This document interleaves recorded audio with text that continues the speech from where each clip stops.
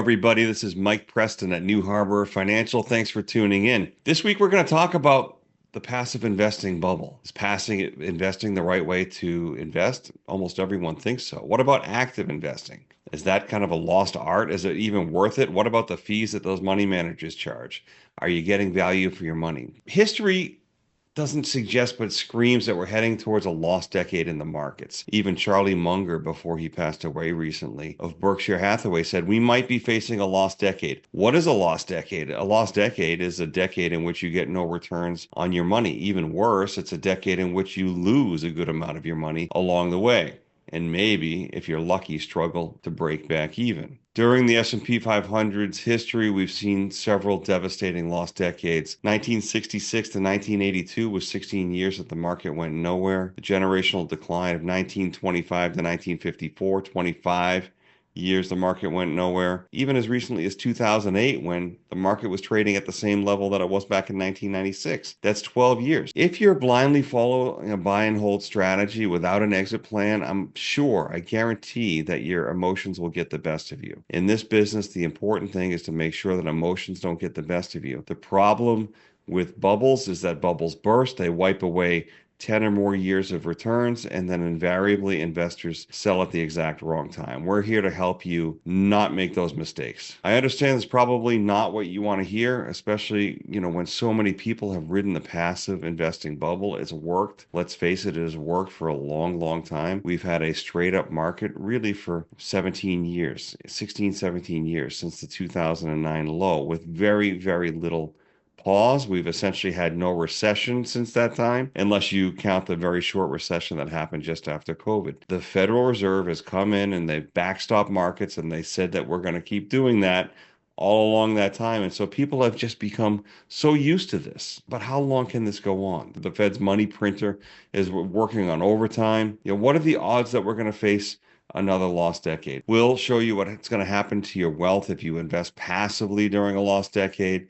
Even worse, what will happen if you sell at the exact wrong time. Lastly, we're going to point out and hopefully prove that going forward, we're likely to have underperformance of passive index strategies, and why you may want to consider either reducing your risk outright if you're going to continue with the passive strategy, or consider active strategies, or even consider alternative investments like precious metals or real estate. The truth is that passive investing does work over a long period of time, and that's why it's so popular. This chart shows the percentage of active U.S. equity funds that are outperformed by benchmarks. Now, benchmarks are the indices, so that would be the S&P 500. And you can see, here's 1 year, roughly 2/3 or more of active funds are outperformed by the indices. Over 5, 10, and 15 years, that number increases, and it approaches 100%. So it's easy to say that passive investing is the only way. The problem is this: not every time in history is the same. And people tend to make terrible mistakes over the short term to really make their results much worse than average, certainly much worse than the indices would suggest. So this is a chart of valuations put out by John Hussman, somebody that we really respect. It goes back over 100 years. This is a measure of valuation, a non-financial market capitalization divided by non-financial corporate gross value added. Essentially, this is the Buffett indicator. This is the market cap divided by GDP. Back in 1929, we had the largest bubble this country's ever seen. Right now, as of February 2025, we're more overvalued than then. We are more overvalued now than we were at the peak in the tech bubble in 1999, and we're certainly more overvalued than we were at the right before the housing crisis. So I can say this: we are at the most overvalued point in history based on a metric that we believe is real. Now, will that matter? That's what we don't know. What I can't predict is a crash. I think a crash is likely to happen based on history. I can't predict when, and I'll be the first to admit that this one has taken a heck of a lot longer than I would have expected. The Federal Reserve and other central banks have been able to kick the can and keep this thing afloat, but valuations are not conducive with good long-term returns. So if you were to buy at the bottom of the housing crisis here back in 2009, it was a better time to invest, although still not undervalued. If you bought in 1982, that was the best time to invest in the last 50 years. If you bought at the low in 1932, that was a great time to invest. But really, since the late 90s, taking a look at this chart section here, We've had a relatively permanently overvalued market that with every single little dip, the Fed came in and bailed it out. That's a dangerous time to invest. And it's frustrating because it has essentially created just a world of dip buyers where every little dip has been an opportunity and passive investing is the only way to go. But if you were passively investing and you were scared out back in the bottom of the tech crash or the housing crash, your long-term returns suffered pretty badly. This is a chart that goes back to 1928 as well. It's also put out by John Hussman, and this shows the periods of time that I mentioned earlier in the video that were the lost decades. In 1929, the market hit a high.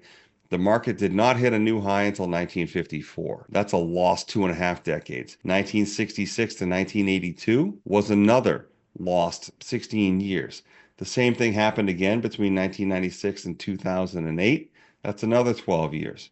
One thing that you might notice is that lost decades start from overvalued times. So with this chart, if you take a look at the S&P 500 and compare it to the green line, in the green line would be what we might call a normal valuation for the market. The green line would be the level of the S&P 500 that is required to achieve 10% predicted annual returns over the next decade or so. The 1929 lost decade started from an extremely overvalued level.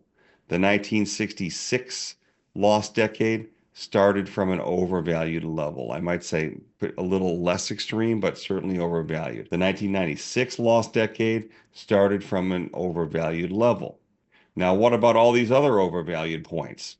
Why haven't we seen a lost decade yet? Well, the truth is that for some of them, we haven't had a decade that's transpired yet. But here we are up here. We should have a lost decade or worse. The problem is this: until it happens, no one wants to hear about it. No one wants to hear about it. They don't want to talk about it. They don't want to hear about it. And if you bring it up, you're just a fearmonger or a Cassandra. But I'm telling you that the math says that we should have a lost decade or worse, and that an active strategy will likely work better. Frankly, I would say that if it's not an active strategy, you have other things that you can do too.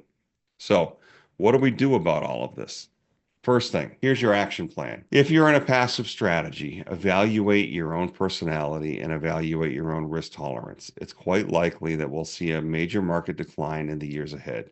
It's furthermore very likely that we will have a lost decade and that there will be no real returns from current levels available in the broad indices like the S&P 500. If you think that you won't be able to hold through that whole time, or you're of the age where you won't be able to do it because of your age or other reasons, consider reducing your risk right now. It's okay if you want to be passive still, but be passive in a much more conservative way. We recommend that you get down to 30% or less stocks right now based on current levels. You can choose other things for the other 70%. Even Treasury money market funds, U.S. Treasury bond funds would be another thing to consider. But get your equity levels down and talk to your financial advisor. Feel free to reach out to us if you want some personalized advice. Everybody's situation is different, but the number one idea here is to reduce risk if you're going to be passive. Secondly, you might want to consider active strategies. You could consider active mutual funds. Now, just going into an active equity fund is not really the idea here, because I think the all equity funds will probably take a hit. But consider funds, or if you're doing it yourself, consider more tactical strategies that focus on more short-term opportunities. Because the idea is that a good analogy would be we're walking on a tightrope at 30,000 feet above the ground here.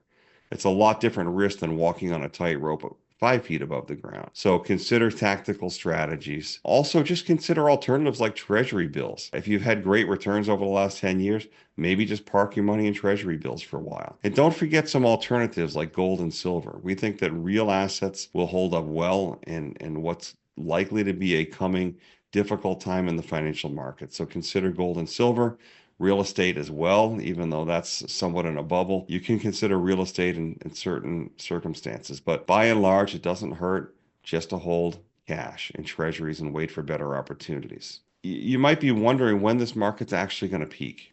The truth is nobody knows. We could have already peaked. Take a look at my partner John Lodra's analysis on some telltale signs of a market top. He recently did a video on this.